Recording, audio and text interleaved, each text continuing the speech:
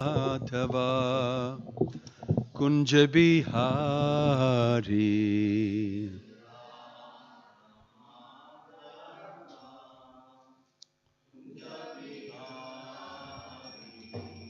Jaya Radha Madhava Kunja Bihari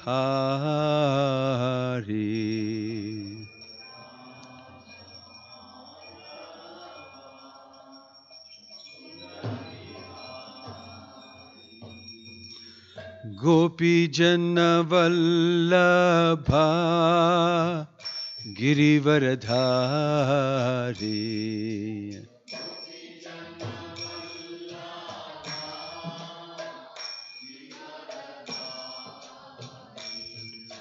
Gopi Jana Vallabha Girivaradhari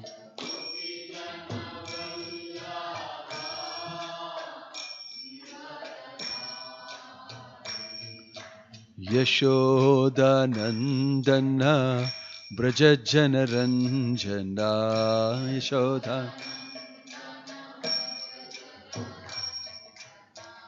Yashoda Nandana Braja Jana Ranjana Yashoda Yamuna Tira Vanachari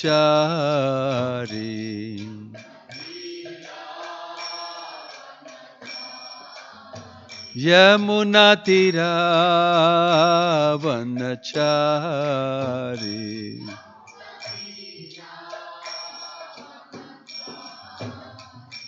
Jaya Radha Madhava Kunja Bihari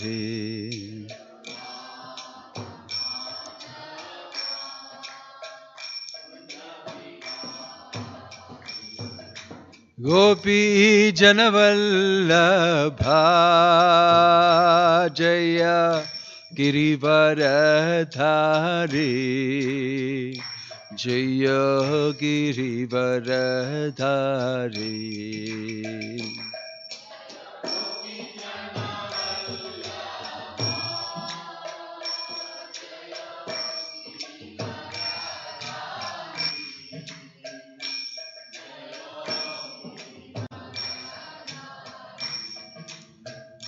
Jaya Gopi Jana Vallabha Jaya Girivaradhari Jaya Girivaradhari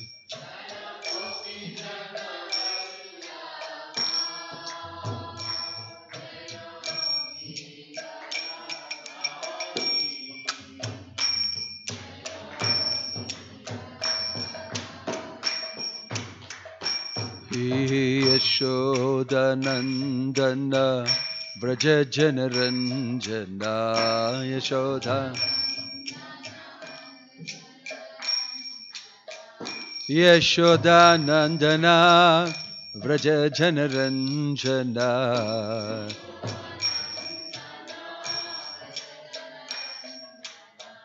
Yamuna Tira Vanachari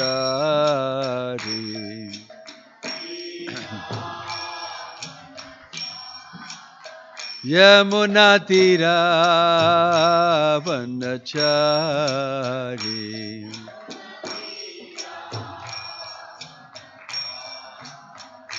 Jaya Radha Madhava Kunja Bihari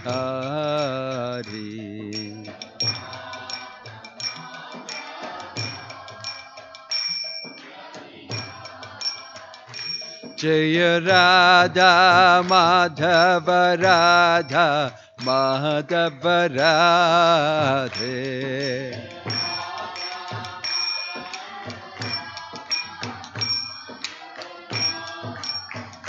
Jaya Radha Madhava Radha Madhava Radhe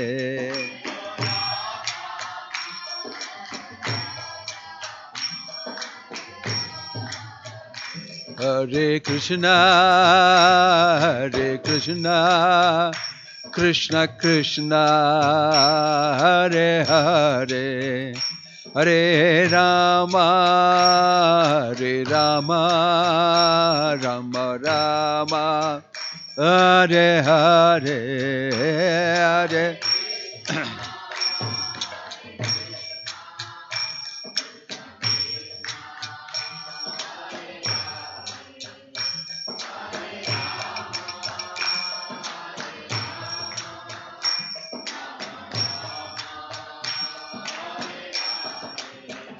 Hare Krishna, Hare Krishna, Krishna Krishna, Hare Hare, Hare Rama, Hare Rama, Rama Rama, Hare Hare, Hare Krishna.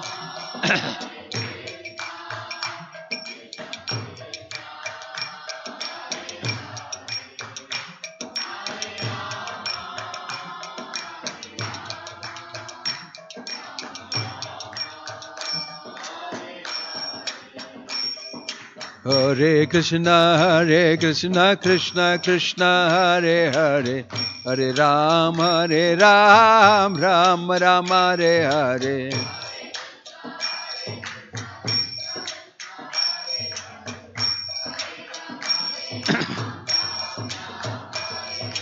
Govinda Jaya Jaya, Gopala Jaya Jaya, Govinda Jaya Jaya.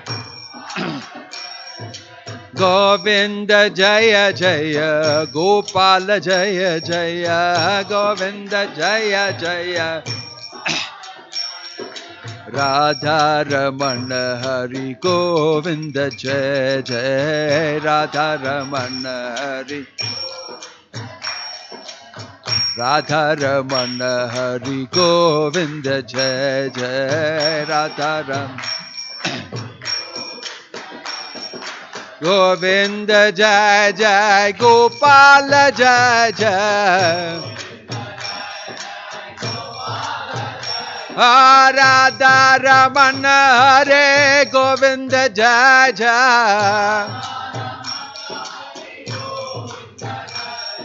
Radha Ramana Hare Govinda Jai Jai. Hare Krishna, Krishna Krishna, Hare Hare, Hare Ram, Ram Ram, Hare Hare, Hare Krishna.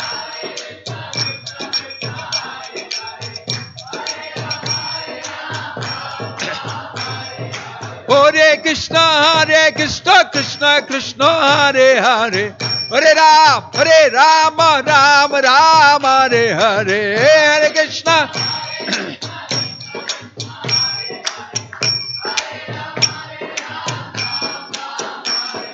Hare Krishna, Krishna Krishna, Hare Hare, Hare Ram, Ram Ram, Hare Hare.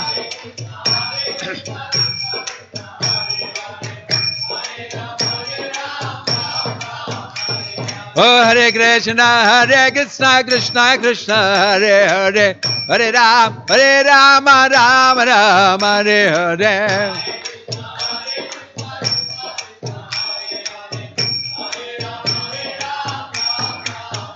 Nitai Gaura Hari Bol, Hari Bol, Hari Bol, Hari Bol.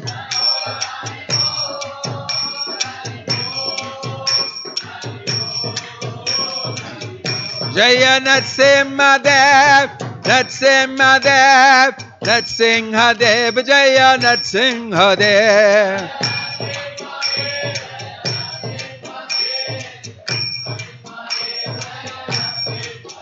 Jaya Prahlad Maharaj, Prahlad Maharaj, Prahlad Maharaj, Jaya Prahlad Maharaj.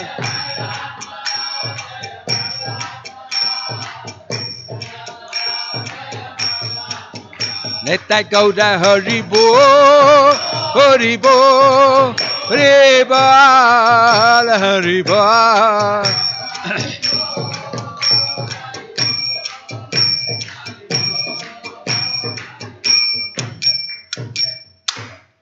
Jayom Vishnupad Paramahansa Paribhajagacharya Ashtottara Satasi Srimad Divine Grace Abhay Charanaravindha Bhaktivedanta Swami Srila Prabhupada Ki ISKCON Founder Acharya Srila Prabhupada Ki Ananta Koti Vaishnava Vrinda Ki Prem Se Kaho Si Krishna Chaitanya Prabhu Nityananda Shri Advaita Gadadhar Shrivasadi Gaura Bhakta Vrinda Ki Namacharya Srila Haridas Thakur Ki Srila Prabhupada Ki Prabhupada Anuga Ki Samaveta Bhakta Vrinda Ki Nittai Gaura Premanande. All glories to assembled devotees, all glories to assembled devotees, all glories to assembled devotees, all glories, all glories, all glories, all glories to Shri Shri Guru and Gauranga, all glories to Srila Prabhupada. Om Namo Bhagavate Vasudevaya. Om Namo Bhagavate Vasudevaya. Om Namo Bhagavate Vasudevaya. Narayanam Namaskrityam Naram Cheva Narottamam Daivim Saraswatim Vyasam Tato Jayamudirayet Nashtaprayeshu Abhadreshu Nityam Bhagavata Sevaya Bhagavati Ruttama Shloke Bhaktir Bhavati Naishtiki. Reading from Srimad Bhagavatam.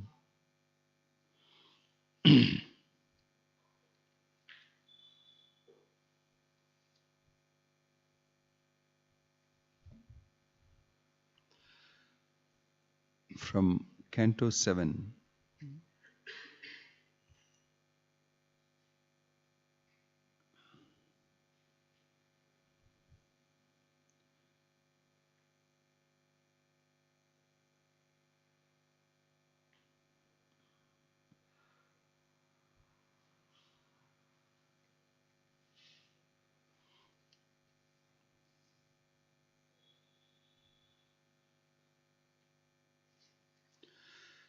Chapter 4,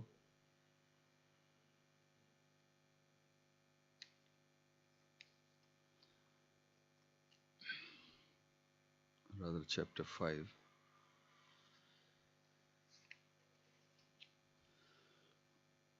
Prahlad Maharaja, the saintly son of Hiranyakashipu. Shri Narada Vacha Paurohityaya Bhagavan Vritah Kavyah Kilasureihi Shanda Markau Sutau Tasya Daityaraja Grihantike. The great Saint Narada Muni said the demons headed by Hiranyakashipu accepted Shukracharya as their priest for ritualistic ceremonies. Shukracharya's two sons, Shanda and Amarka, lived near Hiranyakashipu's palace. The beginning of the life of story of Prahlad is recounted as follows. Shukracharya became the priest of the atheists.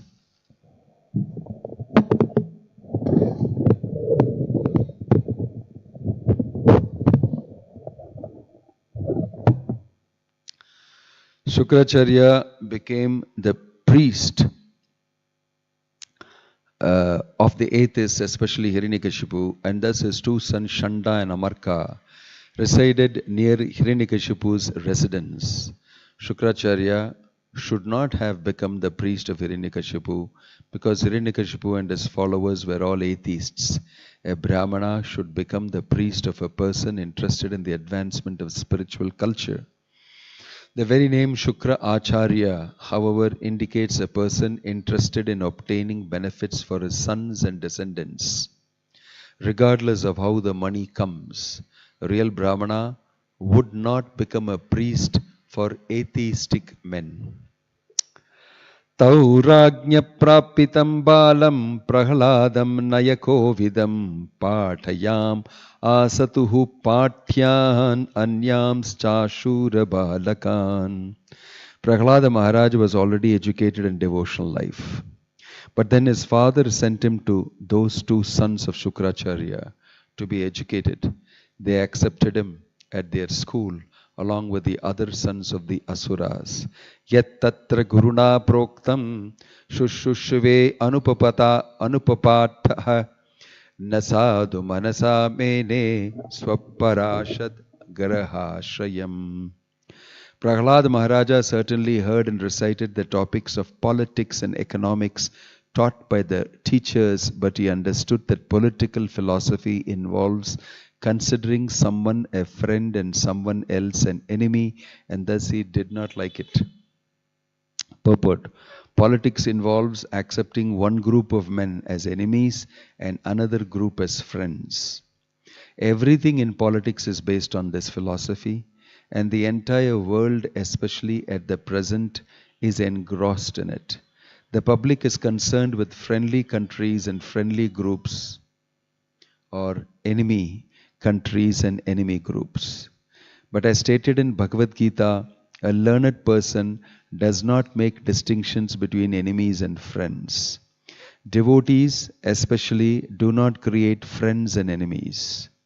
A devotee sees that every living being is part and parcel of Krishna, mamevamso jiva bhutah. Therefore, a devotee treats friends and enemies equally by trying to educate them both in Krishna consciousness. Of course, atheistic men do not follow the instructions of pure devotees, but instead consider a devotee their enemy. A devotee, however, never creates a situation of friendship and enmity. Although Prahlad Maharaj was obliged to hear the instructions of Shanda and Amarka, he did not like the philosophy of friends and enemies, which forms the basis of politics. He was not interested in this philosophy.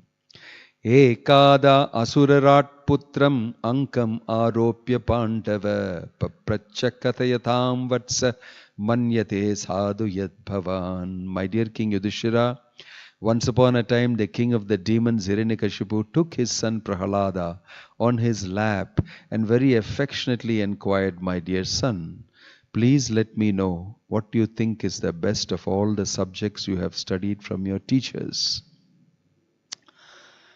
Purport. Hiranyakashipu did not ask his young son anything that would be very difficult for him to answer. Instead, he gave the boy a chance to speak plainly about whatever he thought might be best. Prahlad Maharaj, of course, being a perfect devotee, knew everything and could say what the best part of life is.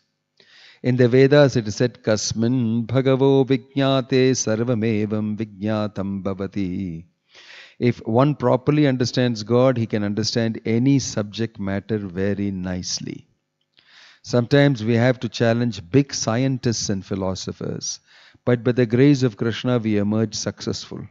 It is impossible, practically speaking, for ordinary men to challenge scientists or philosophers concerning genuine knowledge, but a devotee can challenge them because the best of everything is known to a devotee by the grace of Krishna.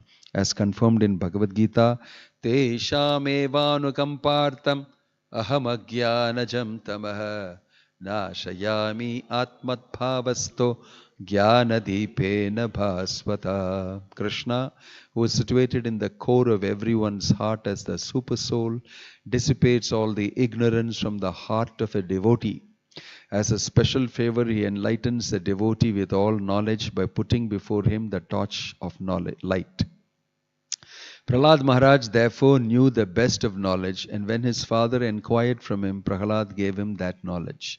Prahlad Maharaja was able to solve the most difficult parts of problems because of his advanced Krishna consciousness. Therefore he replied as follows. Shri Prahlada Uvacha Tat sadhu manye asuravarya dehinam sada samudvigna dhiyam asatgrihat hitvatmapatam grihamanda kupam vanam gato yat dharimashayeta. Prahlad Maharaja replied, O best of the Asuras, king of the demons, as far as I have learned from my spiritual master, any person who has accepted a temporary body and temporary household life is certainly embarrassed by anxiety because of having fallen in a dark well where there is no water but only suffering. One should give up this position and go to the forest, Vana. More clearly, one should go to Vrindavana. where only Krishna consciousness is prevalent and should take shelter of the Supreme Personality of Godhead. Om Tat Sat. Om Jnana Timirandasya Jnananjana Shalakaya Chakshurun Militam Yena Tasmai Shri Gurave Namaha. Nama Om Vishnu Padaya Krishna Prashtaya Bhutale Srimate Bhakti Vedanta Swamini Namane. Namaste Saraswate Deve Gauravani Pracharine Nirvishesha Shunyavadi Paschatya Deshatarine Jaya Sri Krishna Chaitanya Prabhu Nityananda Shri Advaita Gadadhar Shivasadi Gaura Bhakta Vrinda Hare Krishna Krishna Krishna Hare Hare Hare Rama Rama Rama Hare Hare. Today is Lord Narsimadeva's appearance. Narsimha Bhagavan ki.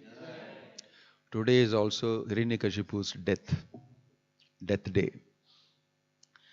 Two things are happening. So we celebrate only Narsimha Jayanti. No, we celebrate Hiranyakashipu's death. We are celebrating Hiranyakashipu's death. We are glorifying Prahlad's survival with devotion. And death is not something very great in this world because everybody dies. But Hiranyakashipu's death is very amazing. It is something to be glorified. It has got something to do with us. Just like Prahlad has got a lot to do with us. An appearance of Narsimadev also has got a lot to do with us. Normally, we read, which is supposed to do. We read the Bhagavatam. We read Bhagavad Gita, we hear a lot. All these things mostly become a good amount of nice information in our head, which is very important information for us. And rarely do we sit down and take 2 points alone and sit and think about it. What does this mean? I collected a lot of information. What does it mean? When you actually think about it, you will go very deep. You can actually get a lot of realization from each one of these things that is mentioned in the Bhagavatam. So, obviously today, there's a lot to say about this whole story of the brilliant and wonderful, powerful story of Prahlad Maharaj. There is so many wonderful instructions, so sweet and so deep. Each one of them is very deep. If we actually sit and meditate on those instructions, we can learn a lot and we can change. We can actually change if we deliberate on these instructions and these happenings. So today we cannot take everything, we take a few things. I just happened to read this by Krishna's arrangement. And we will see what it means in the light of many different things that are mentioned here. Actually, this whole instance of Narsimadev's appearance is so vast. So many people are involved in the history of it.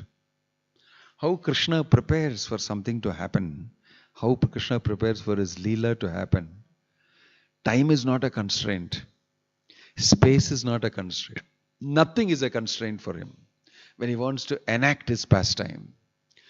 So we should very carefully study how he is enacting his pastime, how he is glorifying devotion, how he is dumbing down anything demoniac, and how he is giving a chance to all types of people to take part.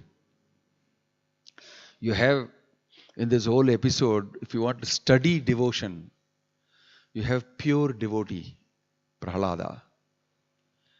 Who is the other pure devotee involved in this pastime? Narada Muni. Narada Muni involved directly in this pastime. These are two great pure devotees. Then you have Brahmavadi devotees. You have the 4 Kumaras who came in this history before. Then you have fallen devotees, Jaya and Vijaya. They both well known. Patita. Then you have Asuras. You have Brahmana. You have fallen Brahmana, Shukracharya, and Shanta and Amarka that's speaking about. Then you have the demigods who have material desires in between this and that. And then you have obedient servants of the Lord, many of them. So you have all range of characters. And you have devotion at its height, pure devotion that Prahlad is evincing. Then you have all levels of devotion, the demigods' devotion also. They are also devotees, but they are devotees with their desires. And they are petitioning the Lord to set right their position so that they can do their seva.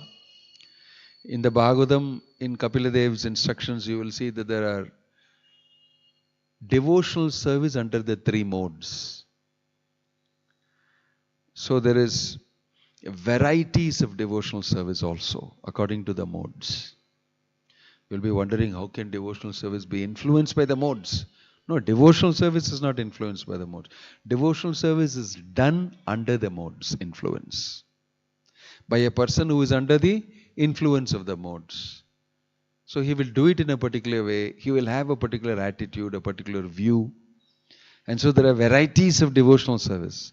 Prabhupada calculates 81 varieties. If you know permutations and combinations, I think it will be 3C3 or 9C3 or whatever it is. Maybe Tilak can tell us. According to that, there are 81 varieties of devotional services. So you will see there are 81 types of devotees rendering those devotional services also. And you will see many of them here. All of them listed in different ways. So it's a very interesting phenomena. It's a very interesting pastime that is happening. So coming back on this, there is a brief history of Prahlad Maharaj given here.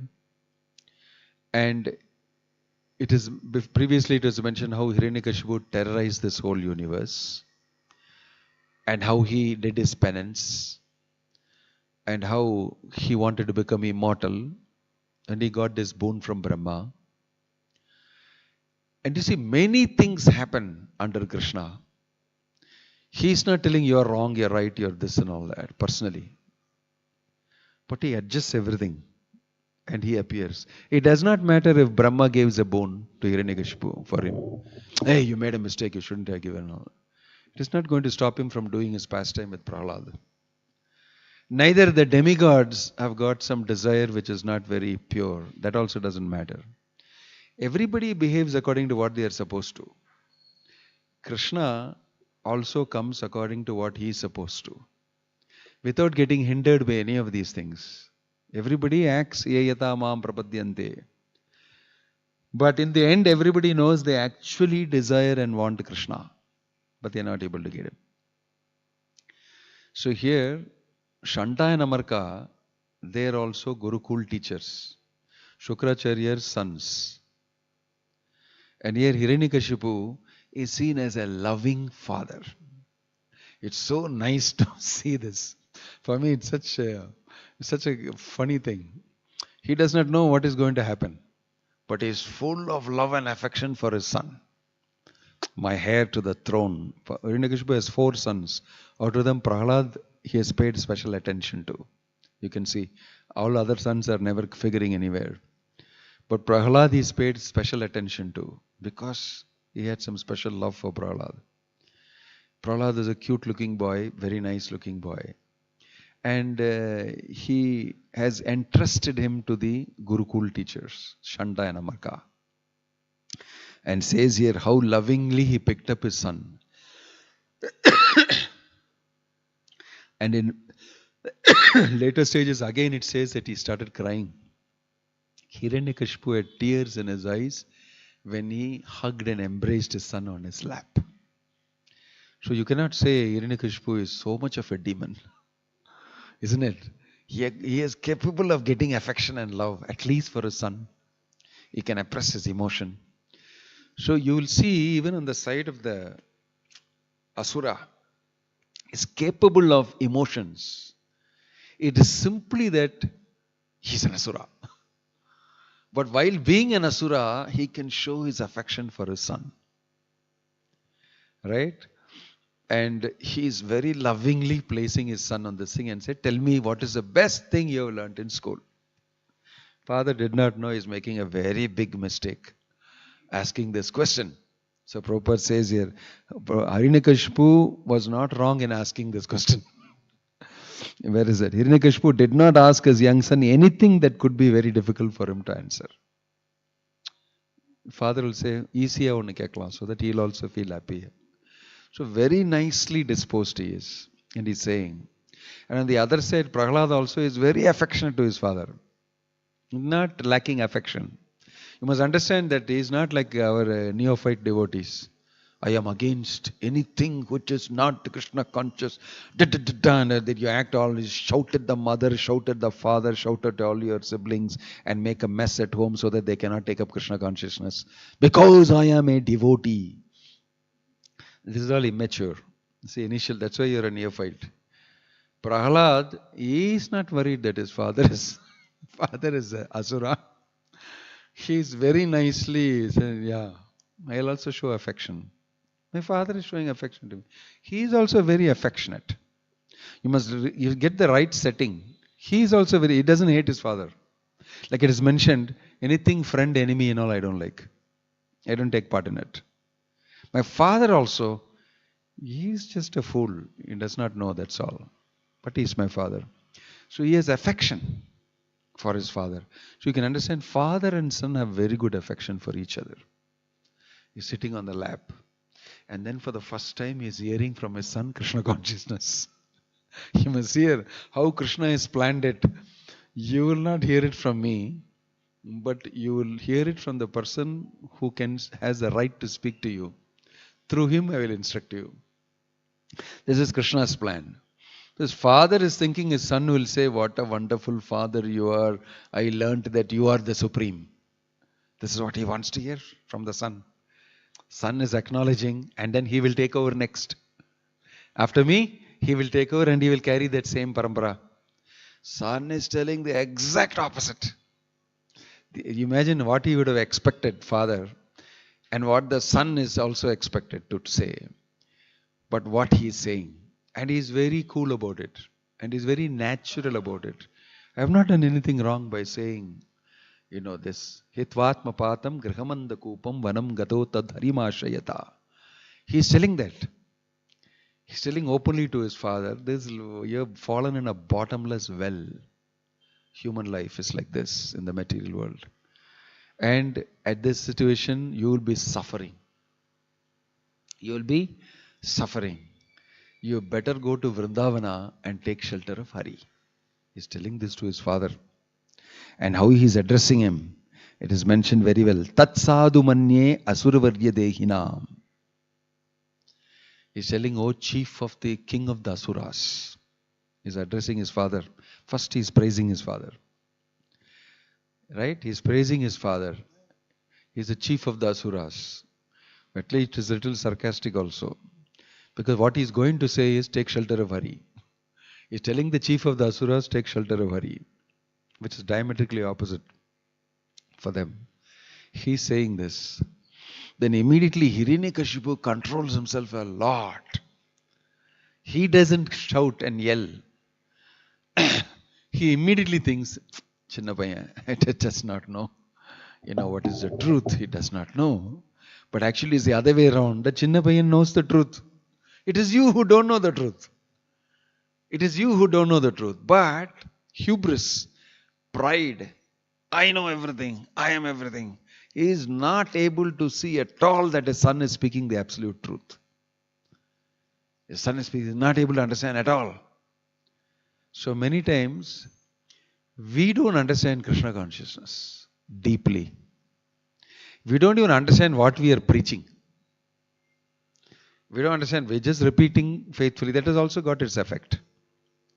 We're repeating faithfully because Prabhupada told, and we do, because so-and-so mentor of mine told me, Maharaj told in the temple they told, we do. That is very good.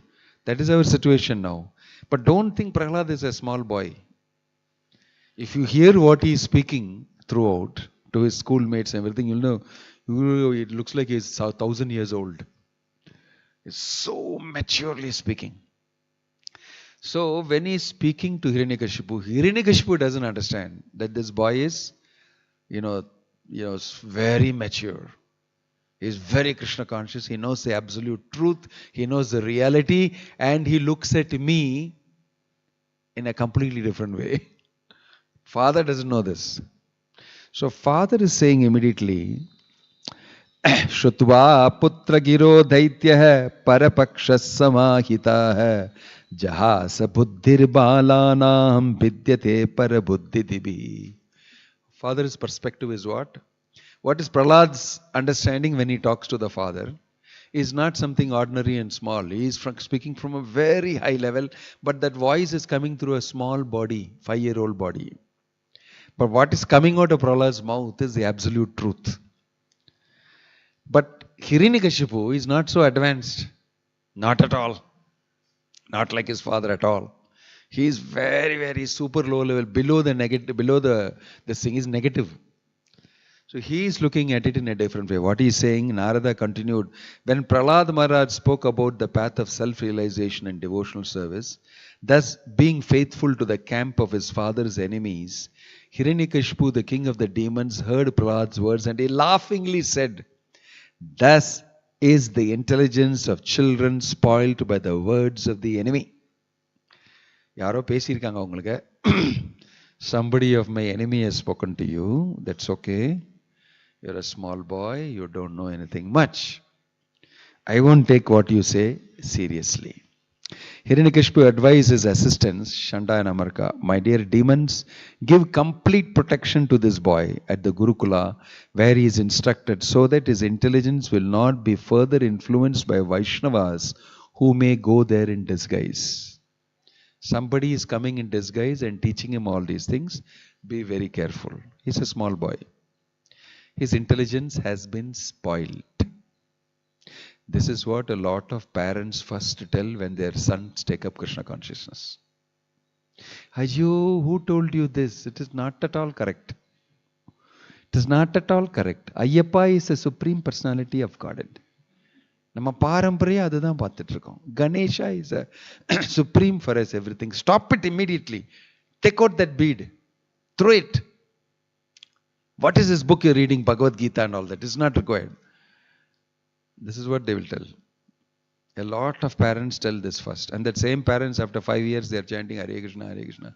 Initiated in this thing and doing a lot of... Initially, everybody says this. First, they will tell this. Hiranyakashipu is saying very nicely he's towards his son. He is telling that his intelligence has been spoiled. Materialistic people will look at it like that. For them, Ya Nisha Sarvabhutani Yasyam Jagrati Samyami. It is directly opposite, day and night opposite, like mentioned in Bhagavad Gita. They will immediately say, who is the person you are associating with? You see how the world reacts to Krishna consciousness. Shri Jagannath Baladev Subhadramai ki, Prahlad Nrsimhadev ki, Shishi Gauranitai ki. How the world reacts to truth, absolute truth. Hiranyakashipu, of course, is very tolerant because he thinks it is his son. But whenever the truth is spoken, whenever anything is spoken about Supreme Personality of Godhead, Krishna, instantly everybody will oppose in this material world. Even the good, pious people will oppose. It's very interesting.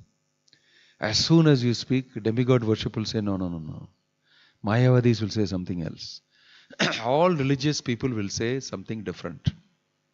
It is only a devotee who is a very small section of the population who will like it very much.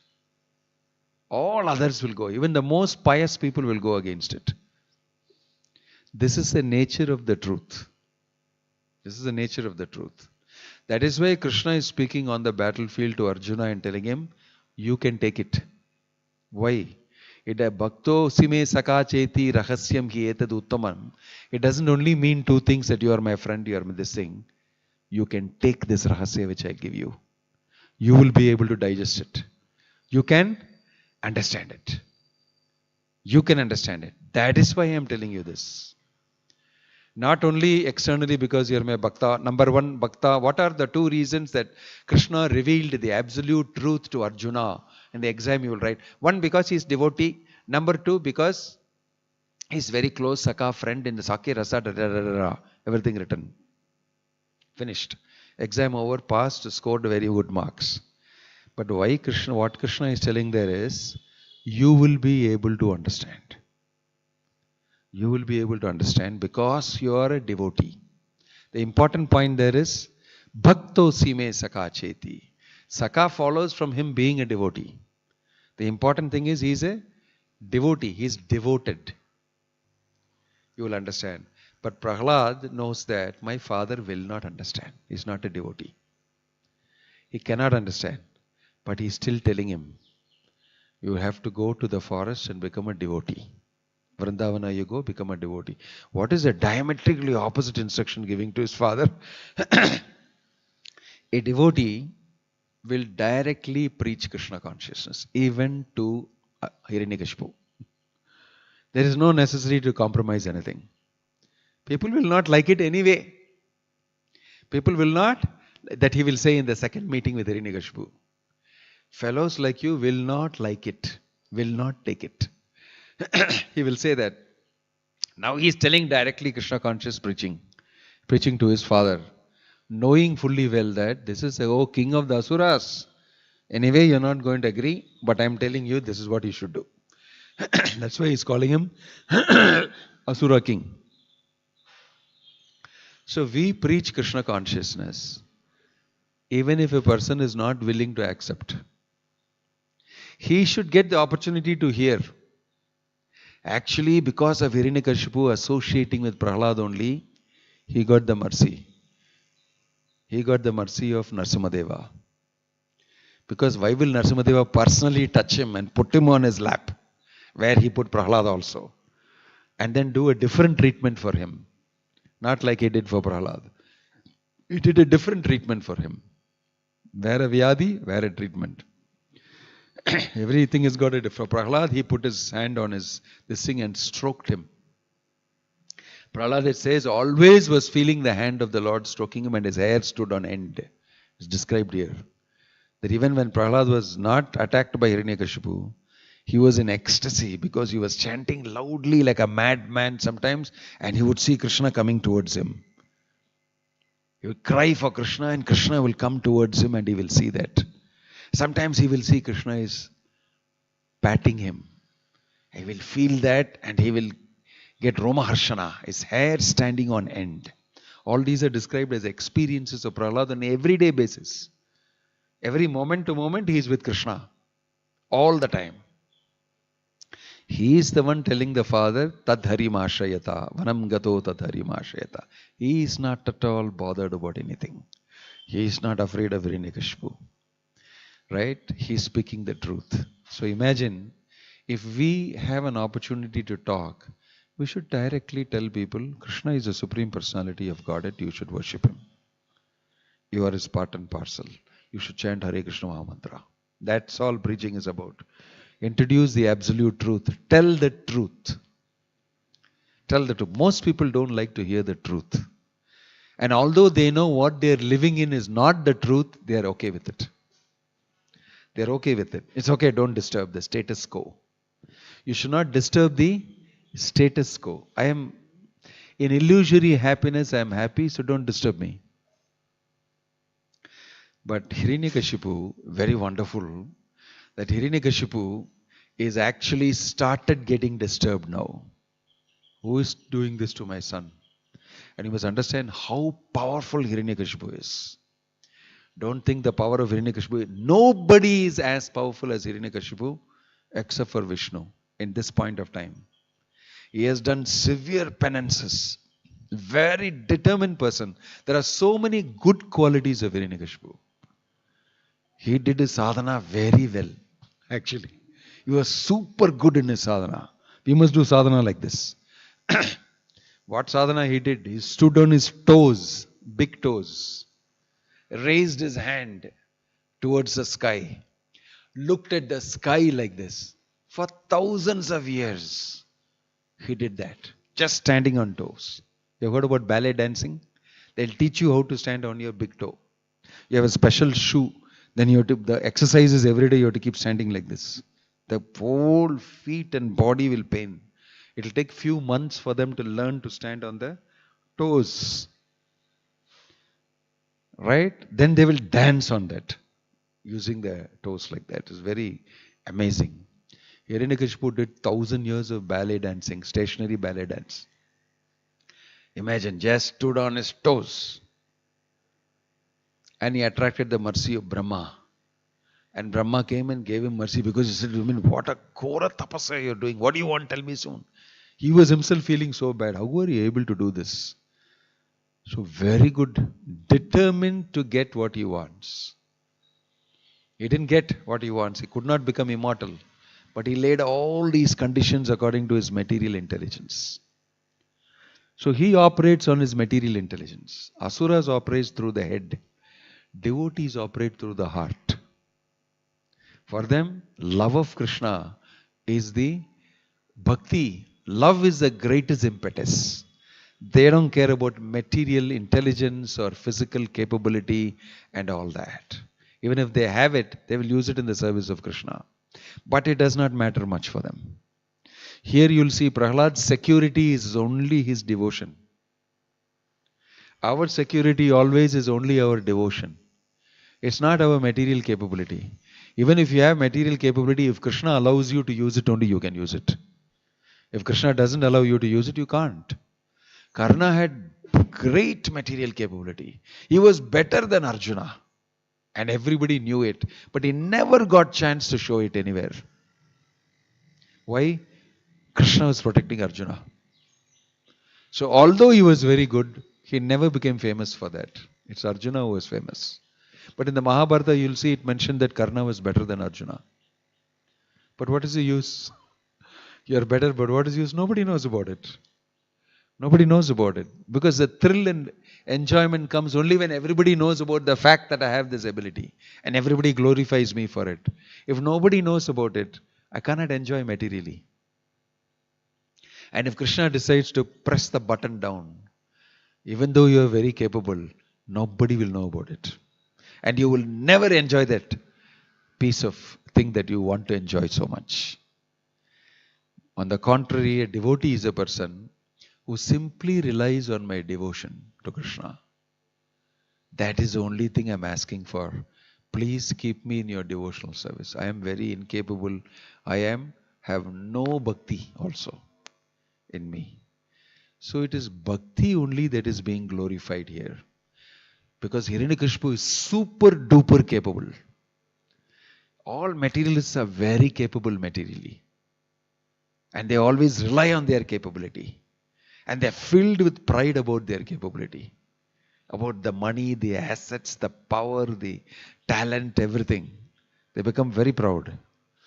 But a devotee, that's why a devotee comes out of people who have no capabilities. Janmaishwarya Shvatashibir Yedamanam Atapuman. It is easier for him to depend on Krishna. Easier. Prahlad, you will see that in his younger days he never went for playing.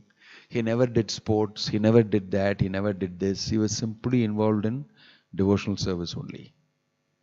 So nowadays they'll say he's not a good all-rounder. He's not good all-rounder. Sports, debate, and this and that and all. He was chanting Hare Krishna. But what was he enjoying?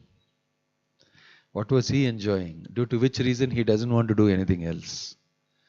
He was in great ecstasy. So you will see here a direct distinction. Hiranyakashipu is highly talented, very capable, powerful person. When I say powerful, I said no. All the demigods every day have to come and report to him. And simply he will scold them. You rascal, you Vayu, Indra, Chandra, Varuna, you follow this. He will simply scold them and tell them to do menial services. Sweep this floor. You stand as my, doormat. Become my doormat. You become my chapel. He will simply give all sorts of services. Mentioned in the Bhagavatam. Even the great guru of the demigods was a servant. Brihaspati, was Bhrigu, all of them had to compulsory worship him and speak glories about him and listen to whatever he says. The entire management of the cosmos was under his control. So you can imagine, greater than the setup that Krishna has made, he has upset it and created his own management.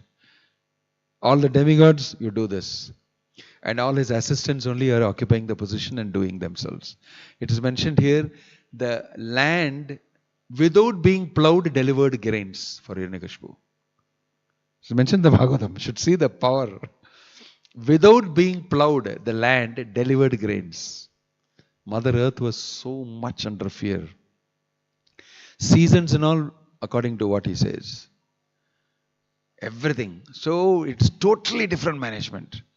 It's not according to what Krishna says, Evam pravartitam chakram nanuvartaiha agayur indriya ramo moham parthasa jivati. He's telling no. It's not according to that. It's completely Hiranyakashipu's management. He has got his people and he wants to do the way he wants. Everybody was performing sacrifice for Hiranyakashipu. They were worshipping Hiranyakashipu's deity. No Vishnu puja, no Brahmana puja, no cow saving and all that. No go seva. Everything was done for him only.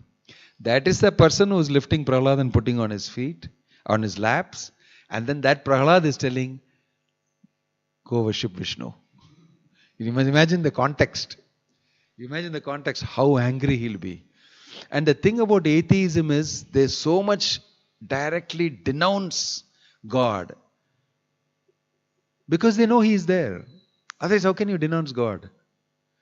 By atheism, many times, you establish the fact that there is God. Because you go out of your way. So, Hiranyakashipu's behavior, you can see, definitely there is God. Because this fellow is there. Such a person is there means the opposite should be there. There is the God. So, it is very interesting to note that Hiranyakashipu knows Vishnu is there, knows Vishnu is supreme, and he hates him. He hates him. That is the demoniac mentality. We must carefully understand demoniac mentality. Don't think we don't have that mentality. You have shades of it. Right? It is disappearing slowly. The more you chant Hare Krishna, the more you become a devotee. But in the material world, in Kali Yuga, all these things are together in the same person. And the more you practice Krishna consciousness, the more you practice devotion, the less these things will become powerful. The more you don't, the more it will become powerful. It's a very interesting phenomena. The Hiranyakashipu, like I mentioned the other day, Hiranyakashipu's horoscope was very good. And his punya was very good, his tapasya was very good. He got the blessing of Brahma even beyond. And he changed his horoscope, practically speaking, by his punya, by his tapasya, everything. And got himself made what he wants. By tapasya and austerity. We are all very helpless people. We don't have that type of proactivity in what we do. In our so-called sadhana also. Even for spiritual life, we don't do sadhana with such great Tivrena Bhakti Yogena Yajeta Purusham Param, which is recommended. You should learn from Hiranyakashipu. How he did Tivra sadhana and Tivra penance. And he got what he wanted. If you do even 1/100th of that in chanting Hare Krishna, you'll get immediately. Lord Chaitanya is not demanding so much. Even if you do 1/100th of this and become determined. So we can learn good things from Hiranyakashipu also. And he was also a powerful person. Don't underestimate his intelligence. Material intelligence, very high class. Material intelligence. It requires intelligence to capture the demigods and keep them under control. Because they are super intelligent materially. The demigods are the most intelligent. Except for Brahma, Vishnu and Shiva, everybody was worshipping Hiranyakashipu. 33 crores of demigods worshipping him. So you can imagine the power. And all that is counteracted by one small boy. This is the interesting thing. Why? Why is it capable of being counteracted? It's because of bhakti. It is bhakti which can weigh against any of this great power. Small boy with devotion. Because that is what Vishnu told the demigods. I heard your prayers. But right now, your Brahma only is given the boon. And this person is very powerful right now. And against the rules and laws, I cannot do. But this fellow will definitely torture his son, who is my pure devotee. That time I will not even bother about Brahma's boon. In spite of Brahma's boon, I will come and finish him. This was a assurance given to the demigods. Because Krishna can predict what this fellow will do. After all, he is a demon. He will definitely do this. So what Krishna has done is put his devotee as the Hiranyakashipu's son. That's the plan. So amazing Leela it is. He's telling my son, my devotee will come as his son. That Prahlad, when he comes, it is the ruin of Hiranyakashipu.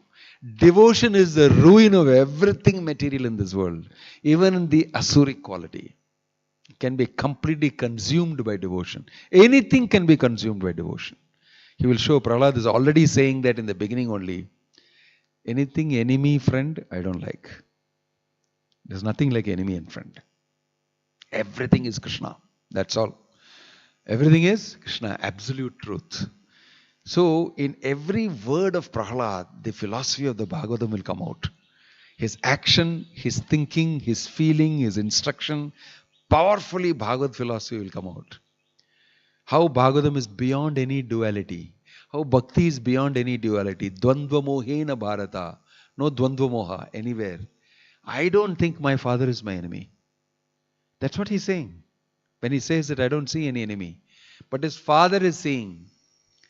Because he will tell Shandana Marka, better be careful. Somebody is doing something, better be careful. Then the Shandana Marka will take him to the school and ask him very nicely, see, I never remember teaching you all these things. Vanam gato tadhari mashayata, I never taught. I am Shanda, Amarka, my brother. Both are sons of Shukracharya. Shukracharya is the guru of the entire demon class. We have never said anything about worshipping Vishnu. Because we are getting such good pay, Baba. Why will we tell? Prabhupada mentions that. They get paid much better than they were getting paid in the other side. So that is why they are getting paid here. That's why even though they are Brahmanas, Brahmajana Titi Brahmana, even though they know the truth that Vishnu is the supreme, they are not speaking it. Why? They are getting paid. You see another type of Brahmana. I told you all characters are there in this. This is the real Kali Yuga Brahmana born that time only. He is simply for money. He is willing to work for Hiranyakashipu and forget Vishnu. See what a lousy Brahmana that is. That type. And Shanda and Amarka is telling, I never spoke this to you because I know I am not supposed to speak. Although I know that is the truth, I will not speak it because in the wrong camp. I will never make a mistake. I am very intelligent about it. Who told you this? Because I know that is the truth. So who is the person who is coming here and telling you the truth? They will ask Shanda and Amarka very nicely, will Moscow Prahlad and give him this and that and all that and ask him, please tell who told you this. Then Prahlad will say to them something very amazing. He will tell them, there is no necessity for anybody to tell them. Tell me. Everybody is devotee, actually. You tell very nicely. It is not required for some. He'll tell his father also this. That will be very interesting. So these also nobody told me. Then they'll get very angry. Rascal, you're not telling who told. Because I know I did not tell. Shanta and Amarka tell you. I did not tell. Somebody is telling you. And you're not revealed it. Give me that stick. I want to beat this fellow. They will shout and yell and all. Prahlad will not move 1 inch. 1 inch he is not afraid. He'll simply keep quiet.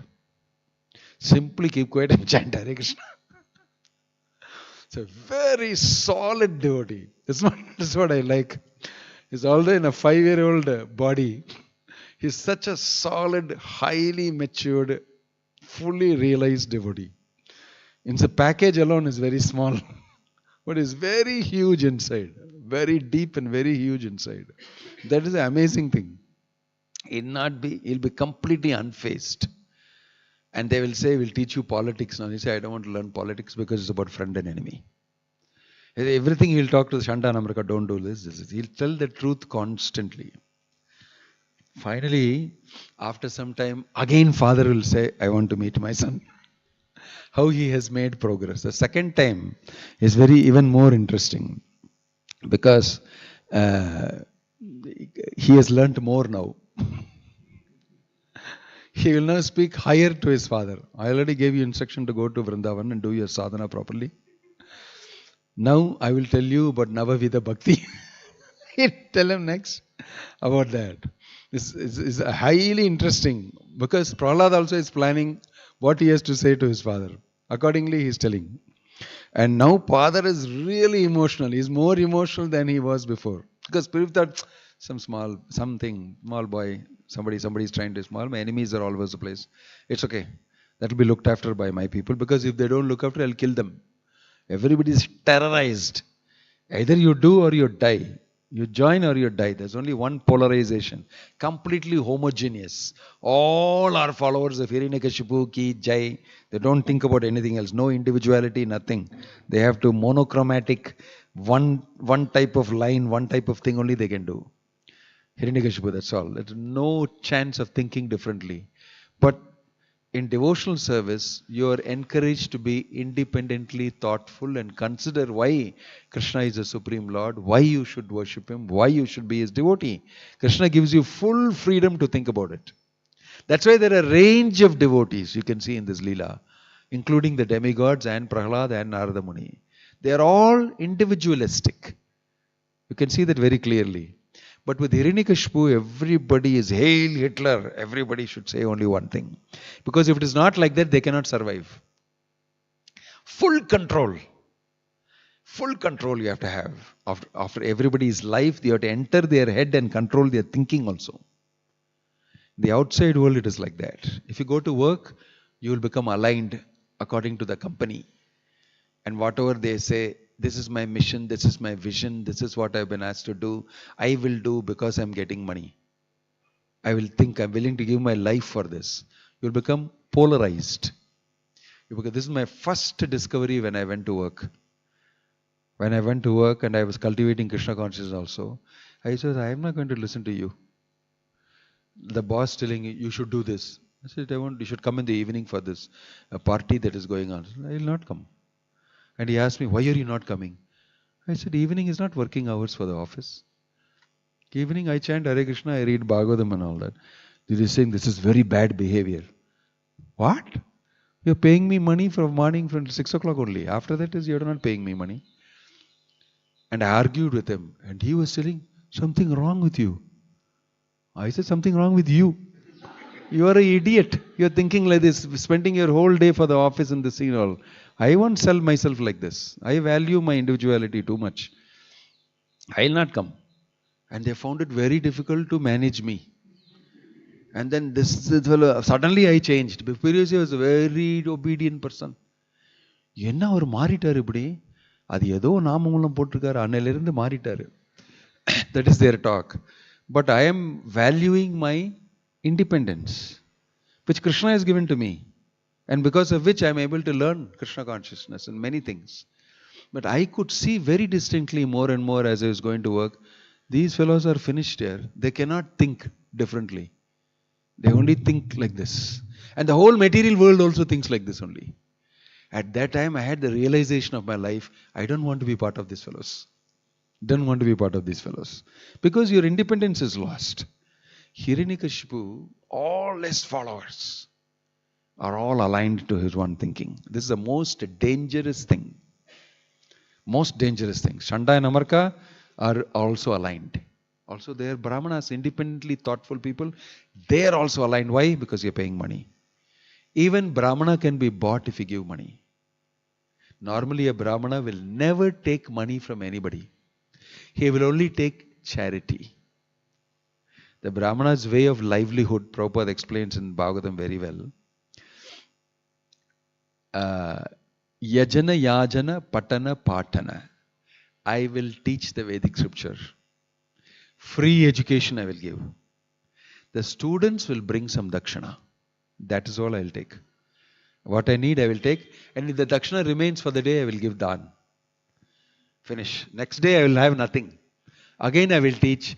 Again they will give me dakshina. Again I will eat. And what is remaining I will give dan. This is a Brahmana. Very independent person. I don't need your money. I have knowledge. You need me. I don't need you. That's the way Brahmana. That's why he's on the top of the society.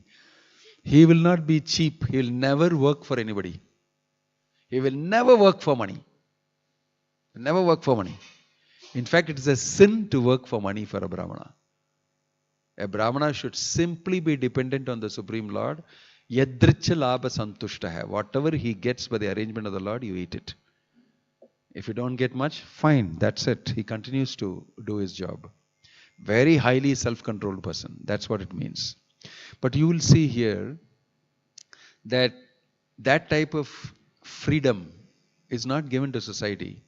In the Krishna consciousness movement, Prabhupada trained everybody to be independently thoughtful. That doesn't mean you can chant Hare Krishna in this way, or you can stop chanting, or you stop reading Bhagavad. Those things you have to do.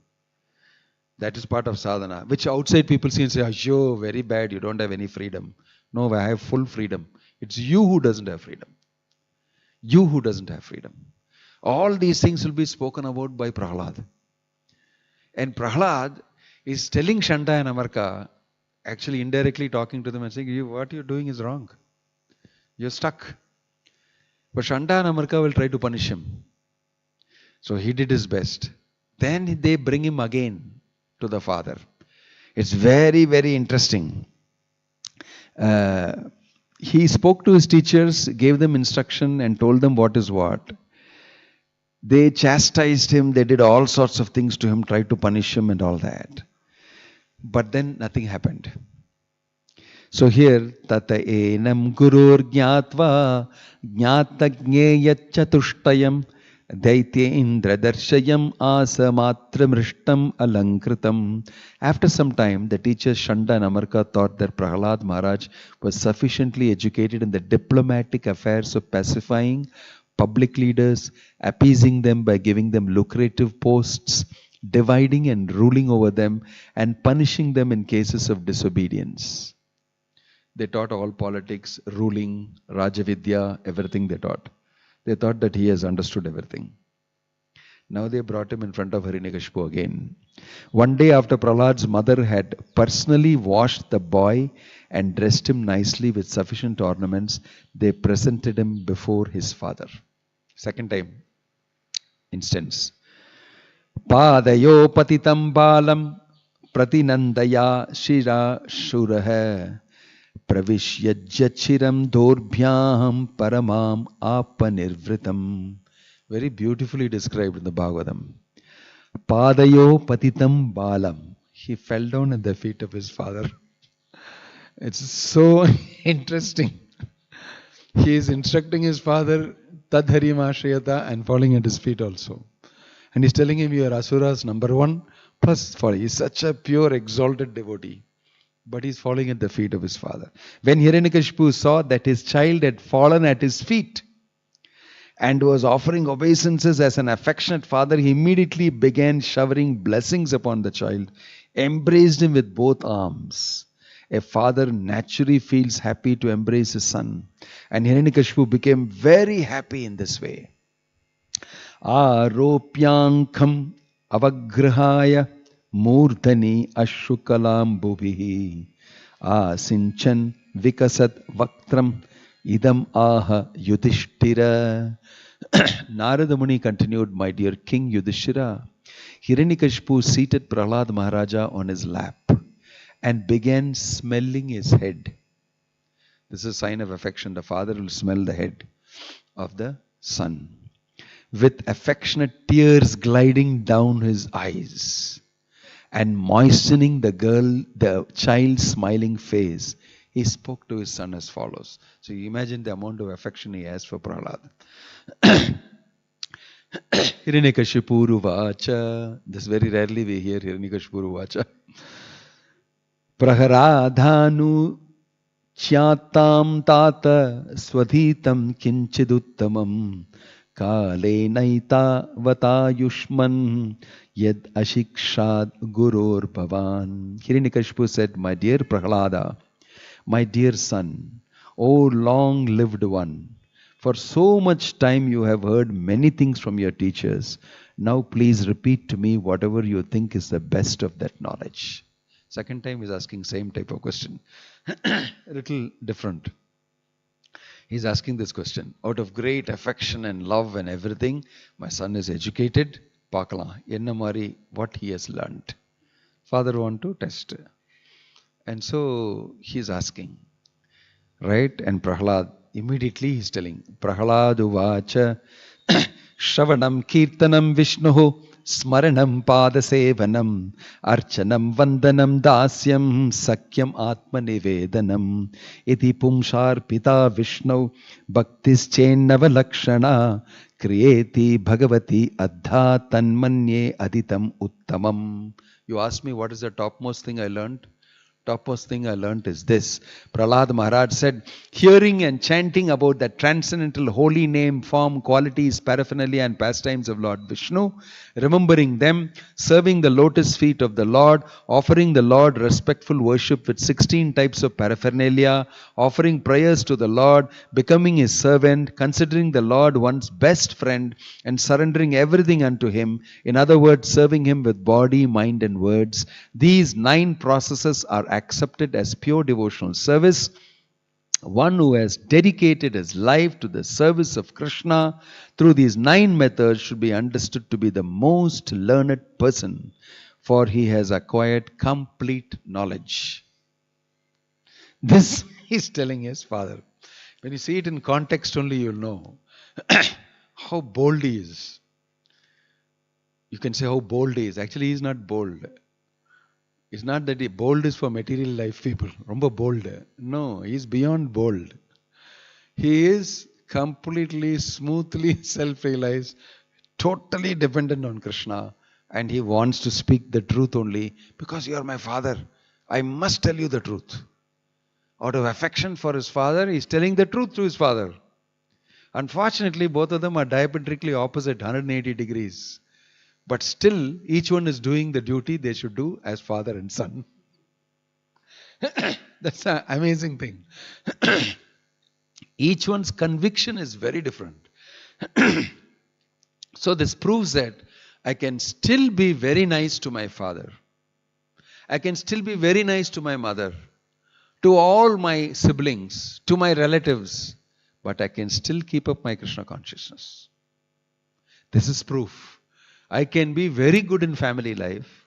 I don't have to compromise on my Krishna consciousness. Because it can still, material affection can still be expressed. It doesn't matter. It's material affection only. People now get affection about their phone also. My phone, like that, if they lose the phone. They have affection for all stupid things. They will invest their affection anywhere. No problem. No problem, as long as they can enjoy it. This affection thing is such a great subtle body enjoyment. You know, we enjoy it and revel in it and live in it. And I can invest it anywhere nowadays. So between father and son, by Prahlad's performance you can see, I am affectionate to my father. But I am not going to compromise on my bhakti and my love for Krishna. So it's a distinct difference between Prahlad's affection for his father and for his pure devotion to Krishna. This can be maintained. Because affection has got to do with the body and with the material situation that we are in temporarily. But devotion, bhakti, is only meant for Krishna. These two things can coexist in a devotee's life. Prabhupada was very affectionate to many of his family members. Right? Like before only. Prabhupada in a lecture is saying that although I am now in America, separated from my family, I still think about my family sometimes. He's telling this in a lecture as an example. Nothing wrong, he's saying. Because he's saying invariably there will be some connection. That is not wrong. Even he is saying that. So you can imagine Prahlad is having affection or not. If somebody asks you a quiz, you'll say, no. Prahlad knows his father is an asura. Wrong. He has affection for his father. Does Hiranyakashipu have affection for Prahlad? Yes, he has. That's why he is suffering. Why is Hiranyakashipu suffering? Suffering can be best put on you when you invest emotionally in another person. Then only suffering can be given to you. The prerequisite for suffering in this material world is you must get attached. When you get very attached only, I can give you very much suffering. I am not bothered if Kodisya some bomb fell down. I am very bothered a bomb falls here on Krishna's place. I don't know. I am not going to bother very much. I'm not going to. It's a real feeling of everybody. I'm just saying, not me alone. I'm just saying. Who bothers if some big rock falls on the other fellow's glass in the house? Oh, pavam, glass. Adu potruvaru, repair panniduvar. He's a very rich man. But if glass, even small pebble falls on my thing, oh, you, my house, my this thing, because I possess it. I have invested in it. The suffering is greater for me even if one small pebble falls. When we are invested in affection, then only you can suffer. So look at what Hiranyakashipu is going to suffer. This is the plan of Krishna. He has invested. You saw him crying. Now he is going to discover something. Suffering will be very high. Although he is very powerful. Very small way Krishna has arranged it. Okay? My devotee will become your son. Then you will understand. Then you will really understand who is the Supreme Absolute Truth. I will teach you. This is lessons for Hiranyakashipu that Krishna wants to teach also. He has made his dear devotee Hiranyakashipu's son. And the son is giving him pain now. This whole process here, which we read, is painful for Hiranyakashipu. Very highly painful. Right? Sometimes parents feel the pain when they understand that the child is not listening to me. It's okay, but I am only interested in his happiness. It doesn't matter, he doesn't want to listen to me, but still I will continue to support him. But they feel pain. He's not willing to give me the happiness which I am looking for. But okay, he is happy, that is okay. Second best they settle for. The second best they settle for is okay, he's not listening to me. Like that. But Hiranyakashipu will not settle like that. This is interesting because he's Asura. What he will do, settlement is different. You can see I'm skipping the purports because we have less time. But the purports are so beautiful. Prabhupada goes into deep psychology of the conditioned soul. And he goes into deep details about Prahlad and his psychology. Nishamyai tat sutavacho hiranyakashipustada guru putram uvachedam rusha prasfurita dharaha. After hearing these words of devotional service from the mouth of his son Prahlad, Hiranyakashipu was extremely angry. His lips trembling. He spoke as follows to Shanda, the son of his guru Shukracharya. So he is not angry with Prahlad. You see, that he is not yet angry with Prahlad because of affection. He is angry with Shanda and Amarka. Brahma bandho kim etatte vipaksham Shrayata sata asaram grahito balo mam anadritya durmate. He's now scolding Shanda and Amarka. You better be careful. Both of you. He's calling them Brahma Bandhu. It's very interesting. Asura calling a Brahmana Brahma Bandhu, who are actually Brahma Bandhu because they have fallen down from their Brahminical status. But he is calling them Brahma Bandhu. That means he recognizes the state of a Brahmana. See how it comes out of the atheistic person. I recognize Vishnu, I recognize Brahmanas. So I'm telling you, Brahma Bandhu, you're a fallen Brahmana, you're working for me. You're already working for me, you're a fallen fellow. You're not having a Brahminical status. So he's scolding. Oh unqualified, most heinous son of a Brahmana. You have disobeyed my order and taken shelter of the party of my enemies. You have taught the poor boy about devotional service. What is this nonsense? Santihi asadhavo loke durumaitras chadma veshinah tesham udeti agham kale rogaha patakinam iva. In due course of time, various types of diseases are manifest in those who are sinful.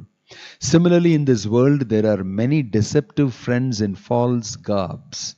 But eventually, because of their false behavior, their actual enmity becomes manifest. He is now thinking that both these fellows are doing something against me.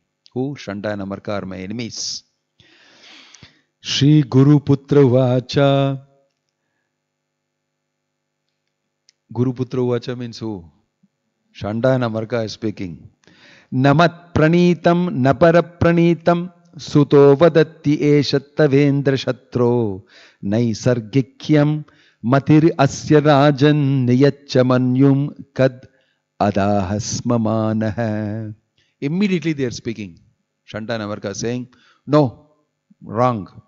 The son of Shukracharya, Hiranyakashipu's spiritual master, said, O enemy of King Indra, you called me Brahmabandhu. No, I'll call you. See how the language is. Prabhupada is saying this in a lecture. They are equally, because you call me Brahmabandhu, I am calling you enemy of Indra.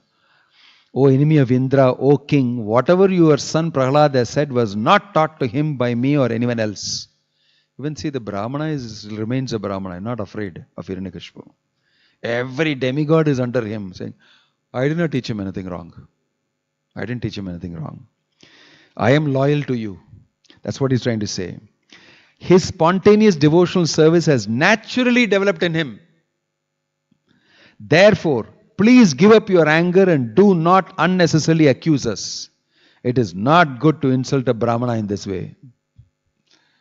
I may be a fallen Brahmana, but I am a Brahmana and I am doing correctly for you, and my qualities are I am loyal and everything. Don't accuse me. So to say this to Hiranyakashipu also, you must be pretty strong. So the Shanta and Amarka were bold enough to say that.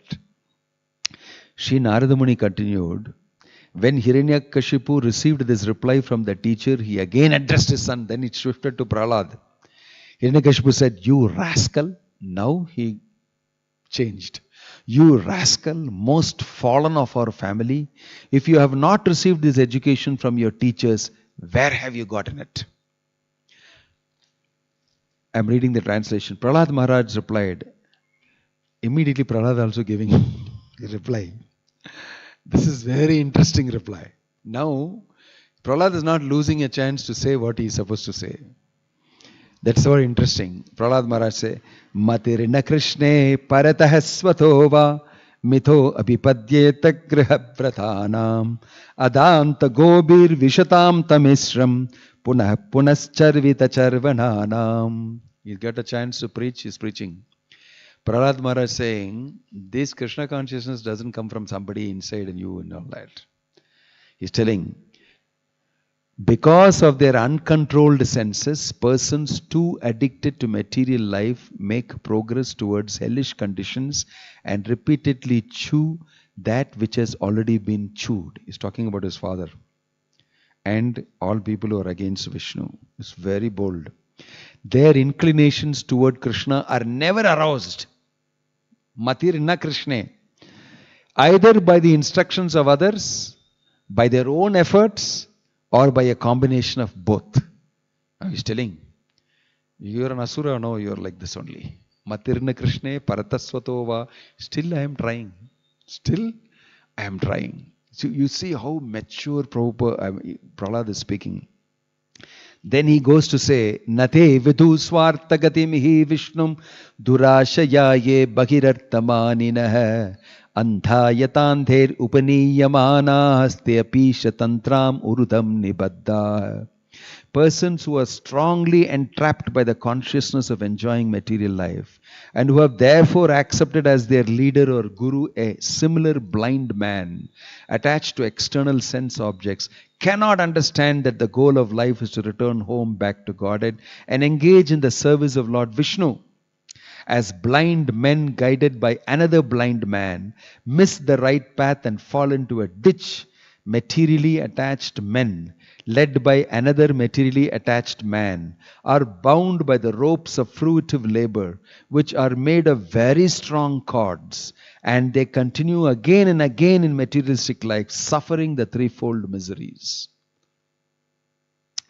Naishamatistavat urkramangrim Sprashati anarthapagamo yadartah mahi yasham padarajobhishekam niskinchananam navrinita yavat. Unless they smear upon their bodies the dust of the lotus feet of a Vaishnava, completely freed from material contamination.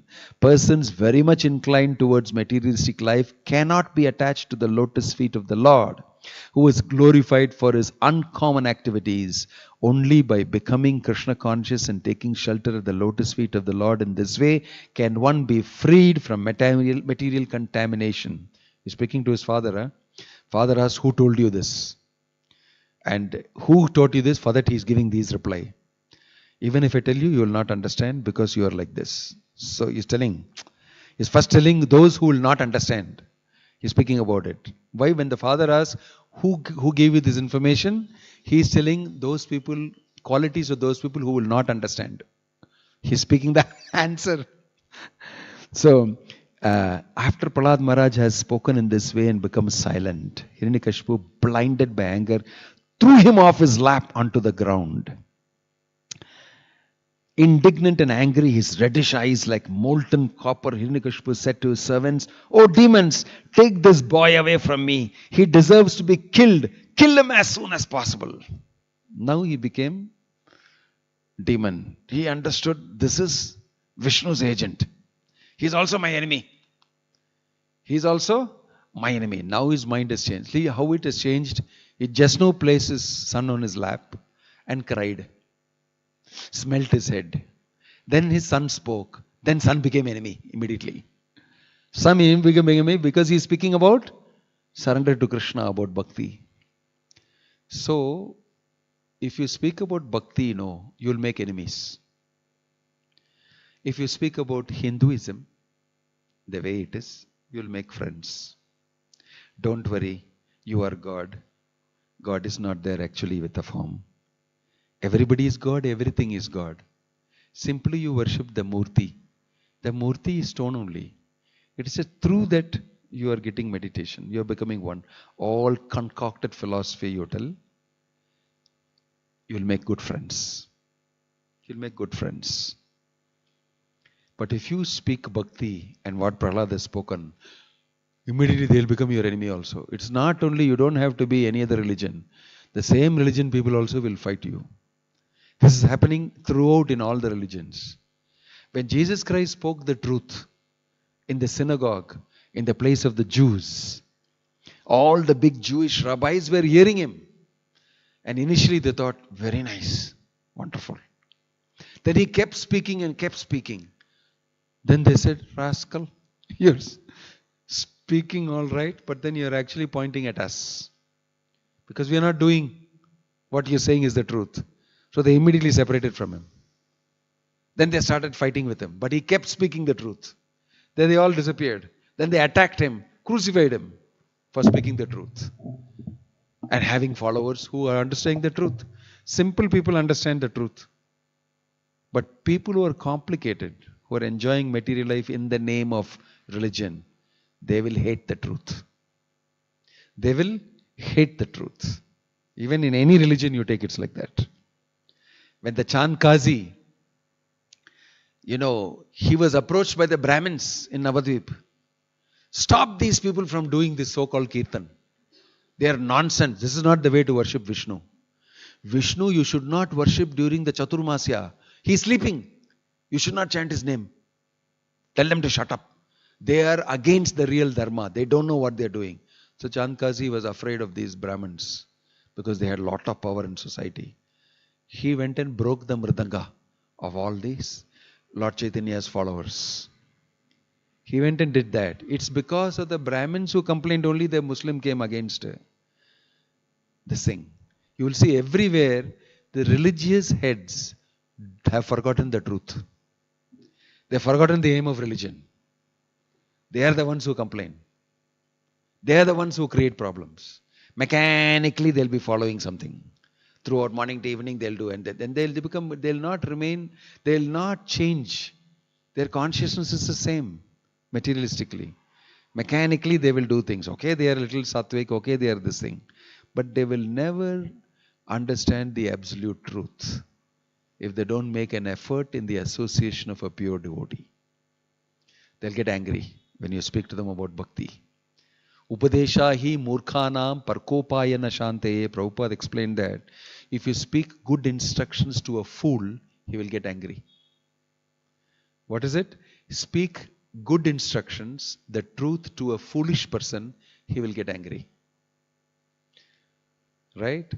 Hiranyakashipu has got angry to the extent that he's saying, kill this fellow. This fellow should be killed. He's not my son.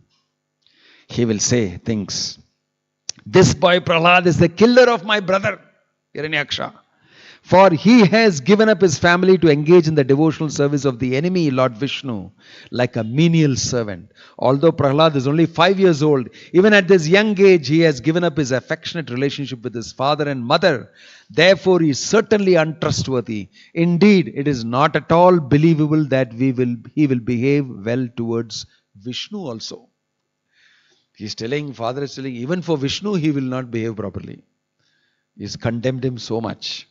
Although a medicinal herb being born in the forest does not belong to the same category as a man, if beneficial, it is kept very carefully.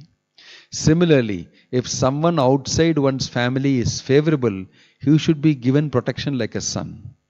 On the other hand, if a limb of one's body is poisoned by disease, it must be amputated so that the rest of the body may live happily. Similarly, even one's own son, if unfavorable, must be rejected, although born of one's own body. He's telling, kill him. Now you cannot quote this shloka from the Bhagavatam without context. Suppose you take, in the Bhagavatam it says this, and quote this to your father. How will it be for the family? You can take this out of context. Many things from the Bhagavatam you can take out of context. Idella sollirka Bhagavatathila. Then don't read Bhagavatam, they'll tell you. They'll tell you don't read Bhagavatam. Because you quote it out of context, you preach out of context. If I take this out and say, even if it is your son, you must cut him away if he does not become Krishna conscious. So the son is telling the father, see, therefore I disown you, you are no more my father, you are a demon. I have seen this actually happening in some house. He's got, hey and I, towards me. He starts crying. Why are you talking like this to me? You are a demon. Actually, that son is so crude, so harsh. Quoting out of context and using the Bhagavatam out of context and in the wrong place doing the wrong thing. Completely wrong. Sometimes, we should not use certain instructions. Even preaching, don't think because Prahlad did to his father, you can also do it to your father. You should not do that. Although I am saying that he is boldly preaching, you should boldly preach according to context. Here it is Krishna's plan that he will preach this.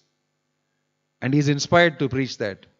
You should also know contextually, correctly, where to say what.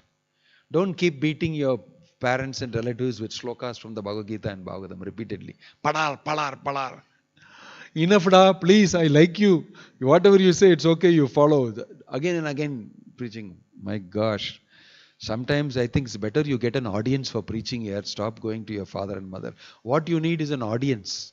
You're looking for somebody will listen to me. I want to preach. Listen to me. Put this person somewhere and people will talk and ask him 100 questions. He'll run away.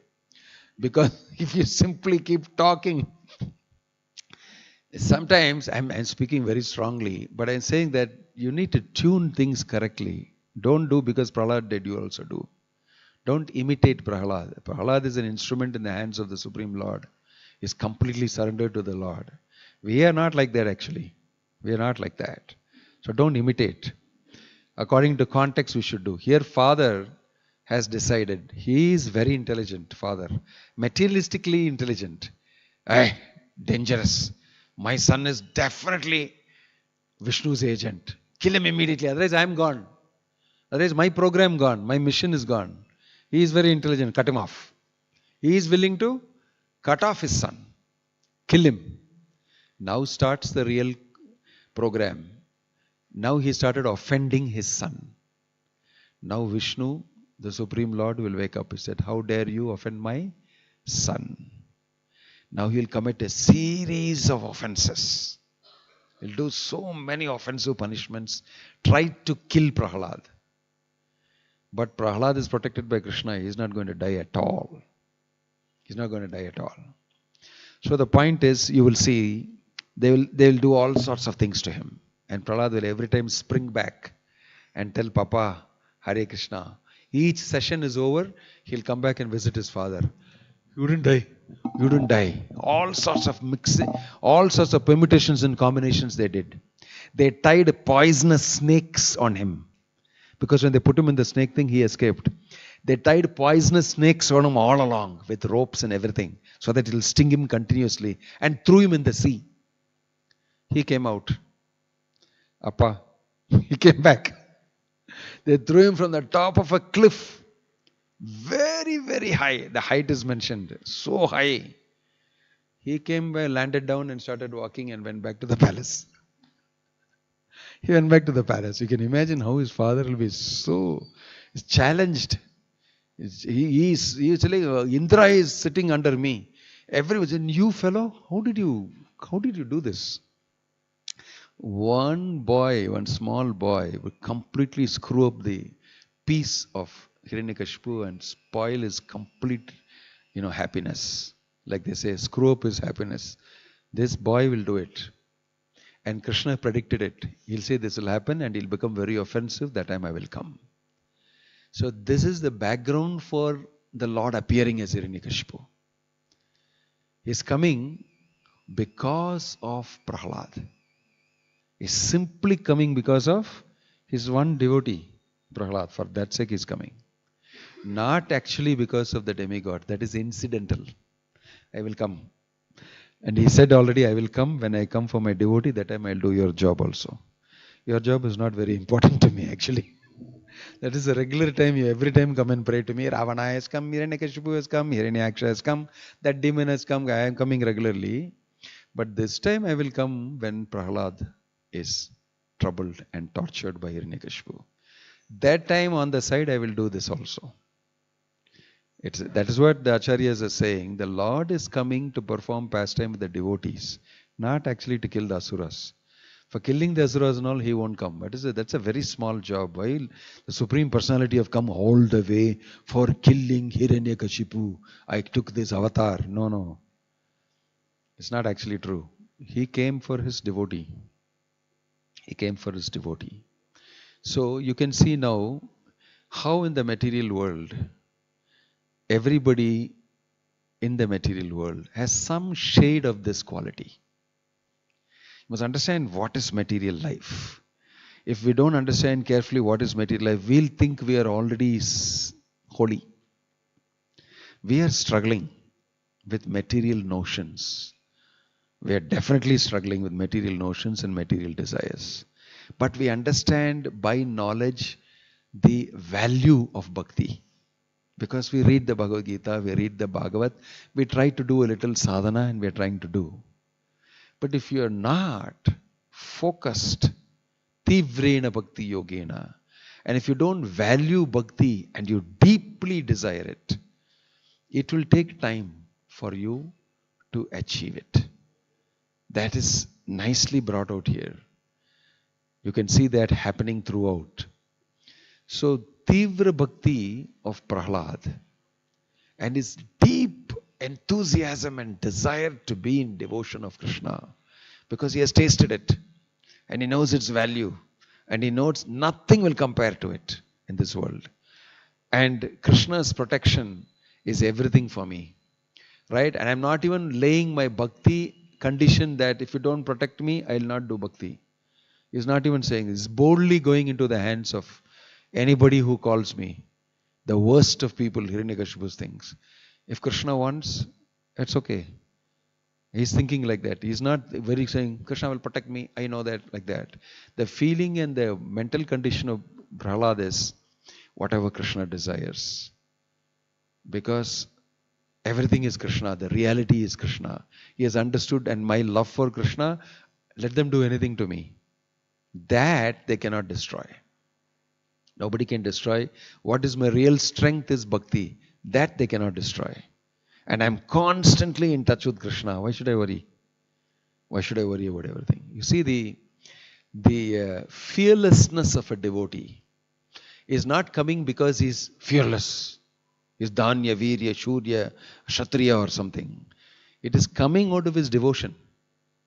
It's coming out of his devotion. Abhaya Charana Ravinda Bhakti Vedanta Swami Prabhupada. Why? It is not that he's very bold and he can do this, he can do that. That also he did materially. But he is fearless because of his devotion to Krishna. He's not, fear for him is not a great thing to be dealt with. Because it doesn't occur to him. Why? He sees Krishna everywhere. He is completely absorbed in Krishna. This is what we can understand from Prahlad. We wish that our devotion will be like that of Prahlad. And then we are not afraid of any situation. We are simply resting on our devotion to Krishna. So, Prahlad moved the three worlds he moved. And he moved the Supreme Lord to appear. We will see how Prahlad's devotion was so steadfast and his remembrance of Krishna was point to point, moment to moment, all the time occurring, that Krishna was obliged to come. And it is mentioned that Hiranyakashipu was highly frustrated because he didn't know how to crack this problem. This because he said, always it has been under my control, but this boy is not under my control. So it was highly frustrating to him. In the material world, everybody in matter is controlled and then enjoyed. That's the nature of the material world. So people, control others. That is the real rasa. Enjoyment is coming out of me controlling somebody and watching him do what I say. Very good. Now I'll reward you.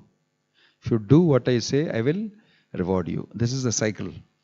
So you also feeling one day I'll also become like you, but till then I will do for you. I'll wait for the day when I can knock you on the head and take your place. And so he's also saying, yes. Service goes like this in the material world. I'm just waiting for a chance. If I get a chance, if you little slip, I'll push you down and I'll occupy your position.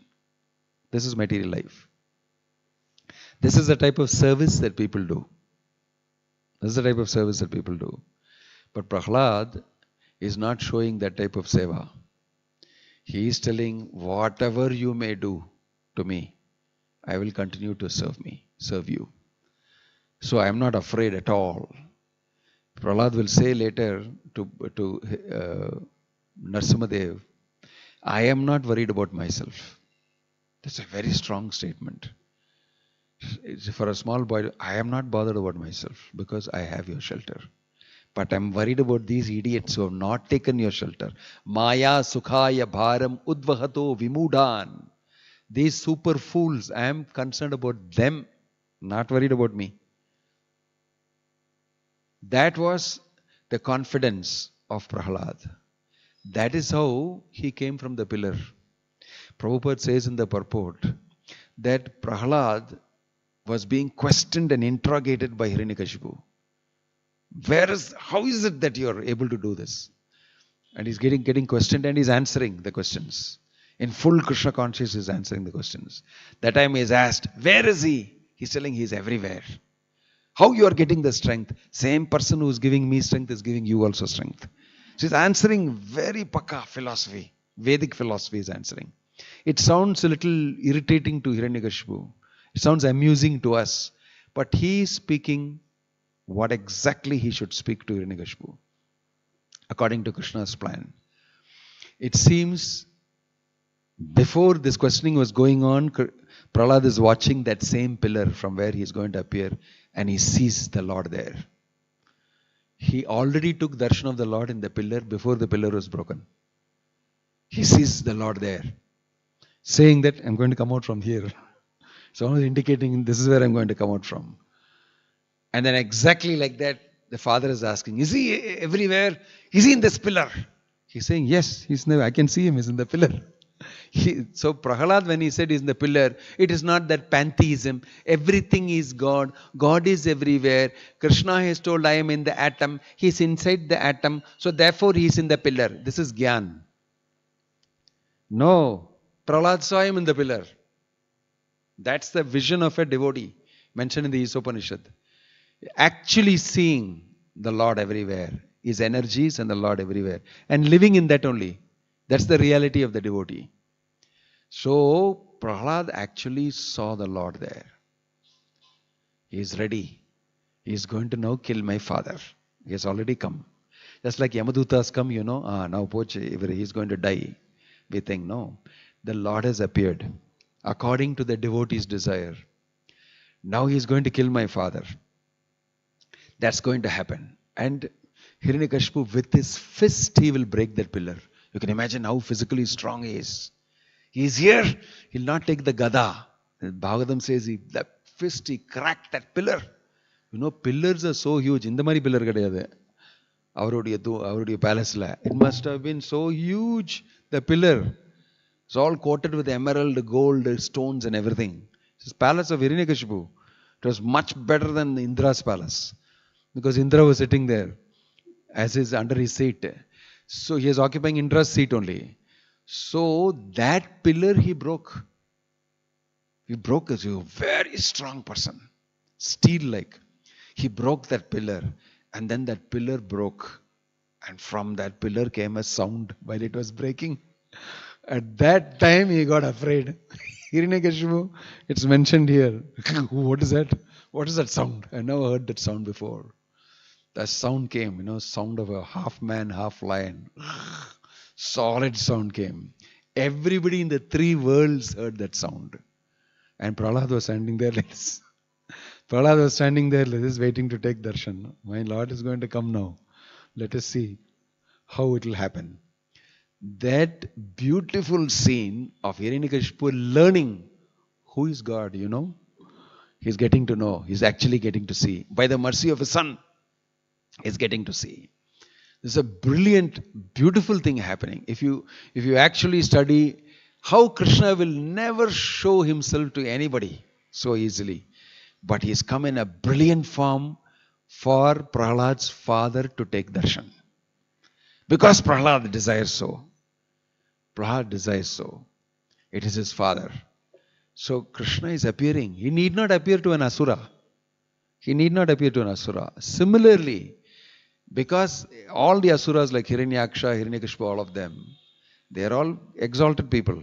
In this particular instance at least, Jaya and Vijaya. Exalted people.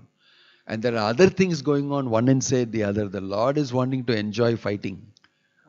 Virya rasa. So he has called his devotee to come as Asura so that I can fight you. So he is fighting Jaya and Vijaya. Many things are happening simultaneously. So many things are happening simultaneously. And the Lord appears. And Hiranyakashipu's whole his plan and everything goes basmak, completely smashed to pieces. In no time, in no time.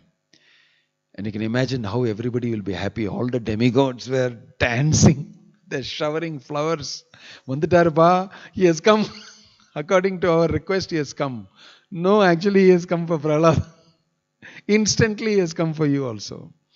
Prahlad is the person there whom he has come for. And Prahlad is standing there and watching. Wow, what a form. What a form he has taken. Amazing form. It is towering like that into the skies. His mane was into the clouds. So you can imagine how huge he will be. Hiranyakashipu and all was like a fly in front of him. It's mentioned Dalita Hiranyakashipu. See, he was flying like an insect in front of the Lord. And he himself is so powerful. He himself, he described how his power is all the demigods are under his wrist. And he is now, doing all sorts of crazy things. How he would have felt. How the demigods would have felt. He was an insect in front of that form.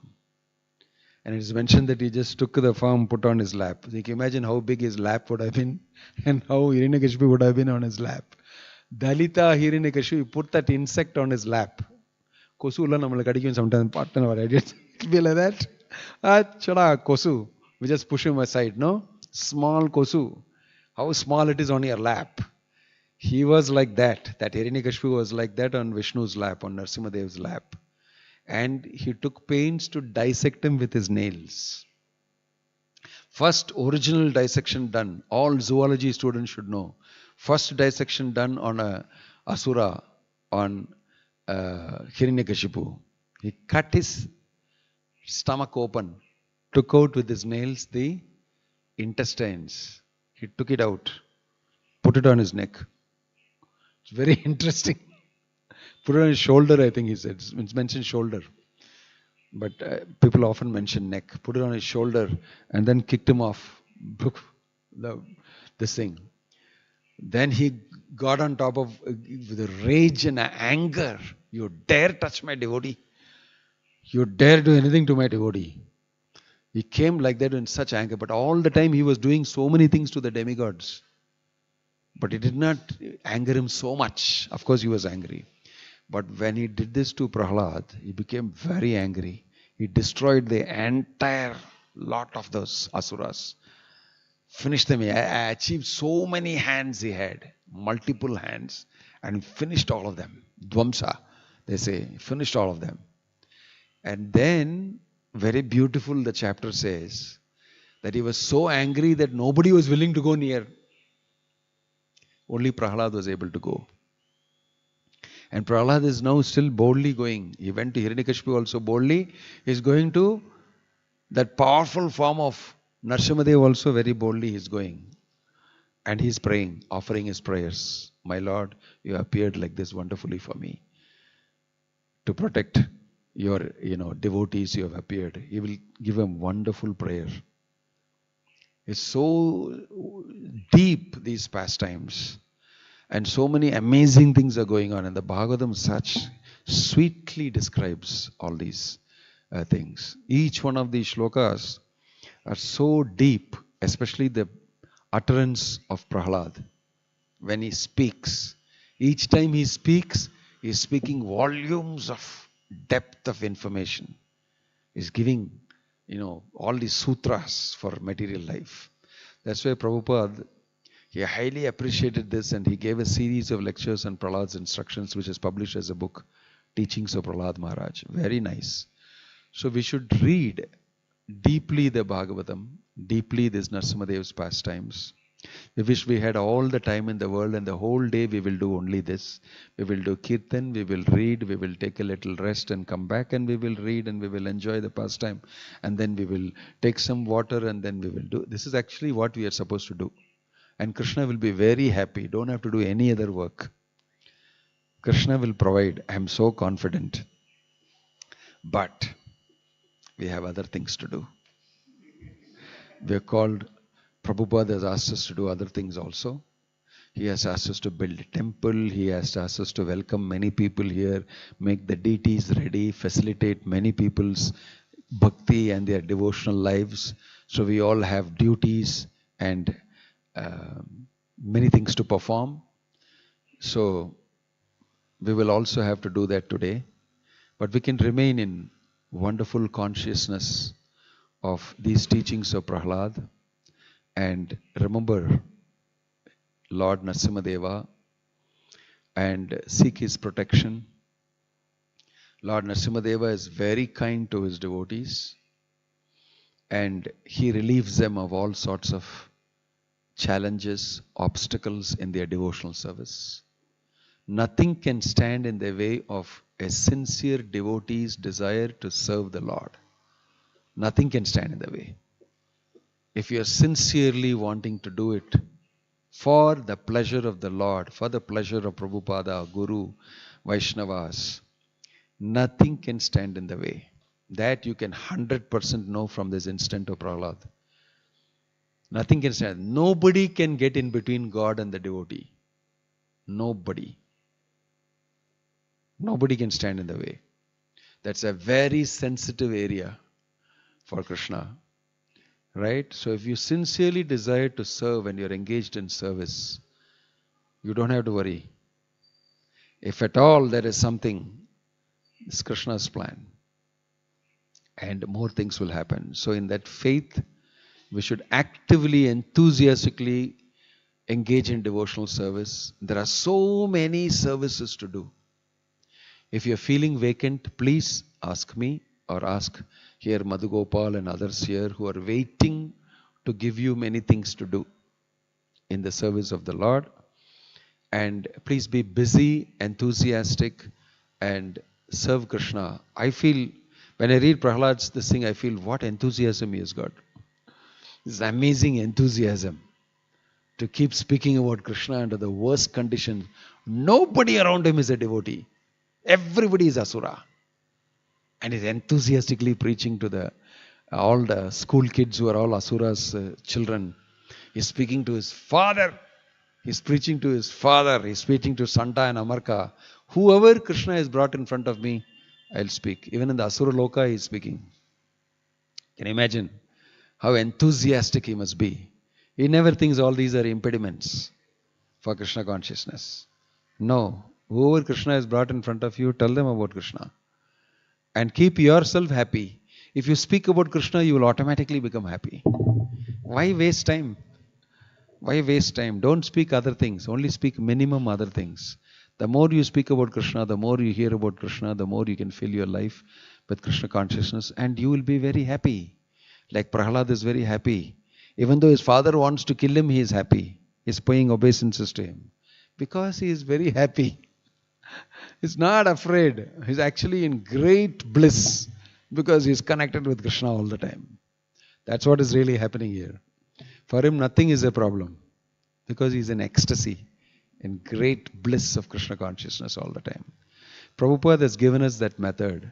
If you chant Hare Krishna, if you keep busy serving Krishna, you can have a DT at home, you can worship, you can come here and do so many services, you can talk to people who are coming here. Keep yourself filled with Krishna consciousness. That is the meaning of the Navavida Bhakti Prabhupada is explaining. And he has given us all these different tools and opportunities for serving. Don't get involved unnecessarily in those things that draw you inside your material life. Keep that to a minimum. Some roti, kapada, makan is required for us to manage. Keep that to the minimum. Beyond that, I'll spend all my time and energy only in Krishna consciousness. You will be happy. Actually, this is the path Prabhupada has told us. And you can see Prabhupada is always happy. He looks a little tired sometimes, but he's very happy. Traveling the world and giving Krishna consciousness to people, creating a revolution. You know, he remains very happy. Every time I look at Prabhupada, I see that this person is very happy, is very solidly situated inside him. Nicely situated. Nothing in this world can, disturb this person. That you can know from hearing Prabhupada and seeing him. Right? So, take advantage of this is what Prabhupada repeatedly says. Take advantage of this moment. Take advantage of this moment. He keeps telling. We should know how to take advantage. And we should know the advantage is there. And we should know this great opportunity is there. And we must create a value for it in our lives and use it. Use it nicely. Don't waste time with the unnecessary. The mind will unnecessarily engage you in this thought, this thing, that thing, everything. Just run away from it. And there are plenty of things to do here. You are welcome. Om Tat Sat. Hare Krishna. Nrsingadeva Bhagavan ki. Narshima Chaturdashi Mahotsavam ki. Shri Prahlad Maharaj ki. Nitai Gaura Premanande.